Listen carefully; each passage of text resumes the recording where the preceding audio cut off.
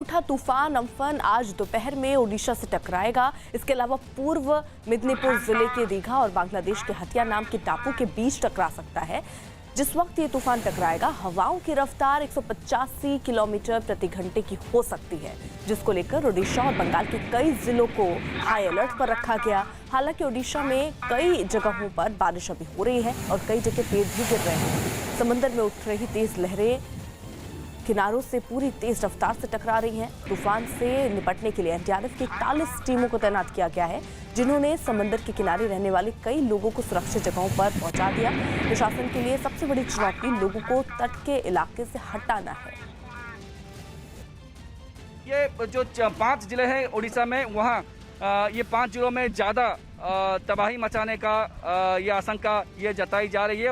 और उन जिलों में अव्वल नंबर पे है बालासोर, उसके बाद है भद्रक, उसके बाद जाजपुर, फिर केंद्रापड़ा और जगतसिंहपुर। ये 5 जिले में बहुत ज़्यादा तबाही होने वाली है और सबसे ज़्यादा तबाही बालासोर में होने वाली है, जिसके लिए एनडीआरएफ का 4 यूनिट बालासोर में तैनात है। और इसके साथ साथ फायर ब्रिगेड का 8 टीम और यहाँ का जो उड़ीसा का जो ओड्राफ है, Odisha disaster rapid action force, उसका 4 यूनिट भी बालासोर में भेजा गया है। तो विंड स्पीड बहुत ज़्यादा होगी ये बताया जा रहा है। इसके लिए पूरी तरह से प्रशासन ने अपनी तरफ से तैयारी कर ली है। मगर ये भी स्पष्ट है, क्योंकि कोरोना काल में ये जो साइक्लोन आया है, इसका मुकाबला बहुत ही कठिन होने वाला है सबके लिए, जिसकी वजह से एनडीआरएफ, ओड्राफ और फायर ब्रिगेड जितने भी जवान सब इन इवैक्यूएशन काम में लगे हैं, या फिर इसके साइक्लोन के बाद जो रिस्टोरेशन का काम होगा उनमें लगे हैं।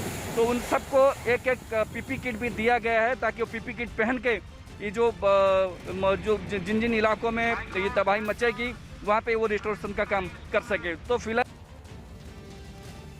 पुरी में माहौल का परिवर्तन हो चुका है। अगर हम वेदर का बात कहेंगे तो वेदर अभी पूरा क्लाउडी वेदर है और आप देख सकते हैं ये पुरी का समुंदर अभी कितना अशांत हो चुका है, क्योंकि जो आईएमडी का फोरकास्ट किया गया था कि तेज लहरें आएगा और उसी का हालत आप देख सकते हैं कि समुंदर का अपना स्थिति धीरे धीरे बदलती जा रही है।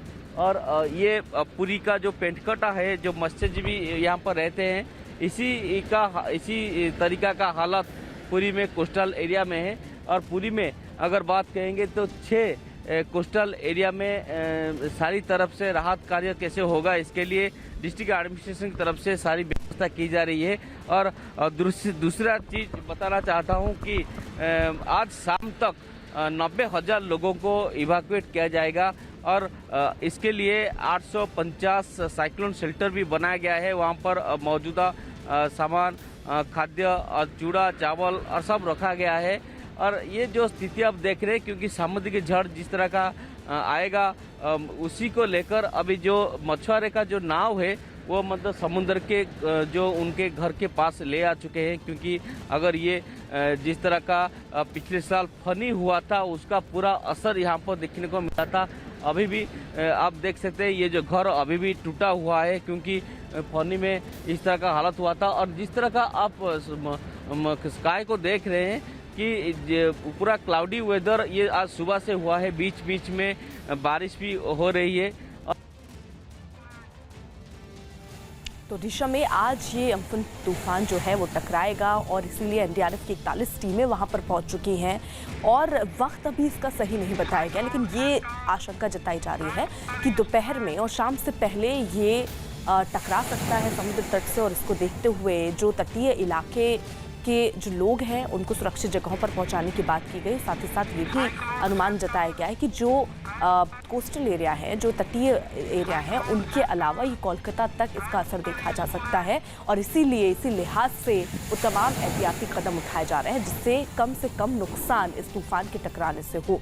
तो आज अम्फन तूफान टकराएगा। ये बताया जा रहा है कि जब ये टकराएगा तो इसकी स्पीड 145 किलोमीटर प्रति घंटे की रफ्तार से टकरा सकता है।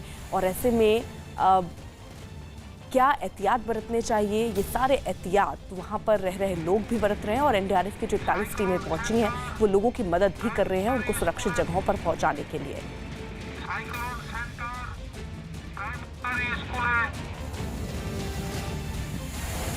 तो ओडिशा में आज ये अम्फन तूफान जो है वो टकराएगा और इसको लेकर तमाम तैयारियां, एहतियात पहले से ही कर लिए गए हैं। टीमें वहां पर पहुंच चुकी हैं और साथ ही साथ अमित शाह ने भी ममता बनर्जी को चिट्ठी लिखी थी और ये कहा था कि इस आपदा अगर आती है तो इससे निपटने के लिए जो भी सहायता चाहिए केंद्र वो देने को तैयार है। ये 4 तस्वीरें आपके सामने बालेश्वर, केंद्रपाड़ा, भद्रक और पारादीप की, जहां पर अभी से देखिए उसका असर दिखना शुरू हो गया है। जो तूफान ये कहा जा रहा है कुछ ही घंटों में तट से टकराएगा, उसको लेकर कई जगहों पर तेज हवाएं चल रही हैं, कई जगहों पर बारिश हो रही है, यानी उसका असर जो है वो अब दिखना भी शुरू हो गया है। आशिका हमारे साथ, हमारे सहयोगी इस वक्त जुड़ चुके हैं। आशिका, हम इन 4 तस्वीरों में देख रहे हैं और आप जिस तरीके से वहां नजर आ रही है कि बारिश वहां पर होनी शुरू हो गई है, यानी तूफान से पहले का असर अब साफ दिखने लग गया है।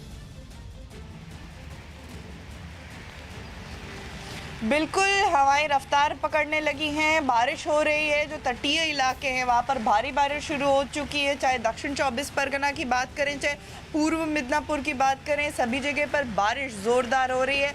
हवाएं रफ्तार पकड़ रही हैं। आज दोपहर तक जब ये तूफ़ान यहाँ पर लैंडफॉल इसका होगा, जब ज़मीन से टकराएगा, तब जो हवाएं हैं वो 165 से लेकर के 175 किलोमीटर प्रति घंटे की रफ्तार तक हवाएं बहेंगी। और विशेष तौर पर जो तटीय इलाके हैं राज्य के वो खाली करा लिए गए हैं। लगभग 3 लाख लोगों को उनके घरों से निकाल करके सुरक्षित जगहों पर ले जाया गया है। अर्पिता, आशिका, जिस तरीके से अभी ये कहा जा रहा था, क्योंकि एग्जैक्ट वक्त यानी टाइम इसका क्या होगा वो जानकारी नहीं थी, क्या अभी क्लियर हुआ? क्योंकि ये कहा जा रहा था कि दोपहर के बाद और शाम से पहले ये जो तूफान है वो टकरा सकता है तट से।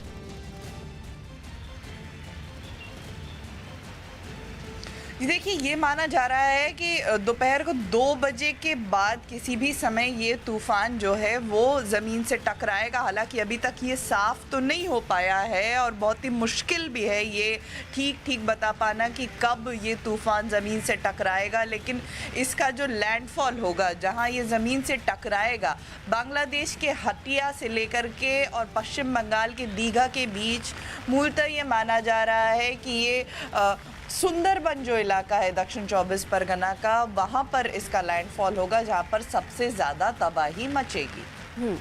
और आशिका, ये भी जानकारी मिल रही थी कि कुछ ऐसे जगह चिन्हित किए गए हैं जिनको एहतियाती वहाँ पर कदम उठाए जा रहे हैं, क्योंकि उसका असर ये बताया जा रहा है कि वहाँ तक पड़ सकता है और उसमें कोलकाता भी शामिल है। आशिका, बिल्कुल, कोलकाता में भी 130 किलोमीटर की रफ्तार तक हवाएं बहेंगी। अभी भी आप देख सकती हैं कि मेरे लिए ये छाता पकड़ना भी मुश्किल हो रहा है। और यहाँ की तस्वीरें मैं आपको दिखा दूँ। मैं गंगा के किनारे खड़ी हूँ और हवाएं तेज़ हो रही हैं। बारिश अभी भी काफ़ी तेज़ होने लगी है, रह कर मूसलाधार बारिश भी हो रही है। बारिश लगातार बनी है, यहाँ से लेकर के तटीय इलाकों तक।